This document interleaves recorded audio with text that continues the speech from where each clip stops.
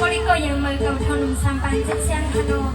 สาวสว่าเขาห้องหมักผักที่กว่าในแคทโดและคลองปวดเธอทางพาเนี่ยใส่กันข้างก็ว่าเป็นไม่อันจองหัวถ้าอันจองหัวในลูกเรืออันจองหัวลูกก็อันจองใหญ่ไปเลยคำคืนนี้เป็นคำคืนก็บอกว่าเป็นสิบเอ็ดโมงในเขา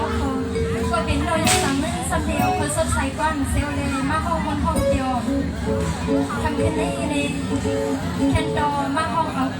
เขาสำเร็จมาห้องกุศลน้ำมุกในขนมเขาก็เลยเป็นตาหน้าศิลาพวนนะคนสดใสกว้างเขาเลยใน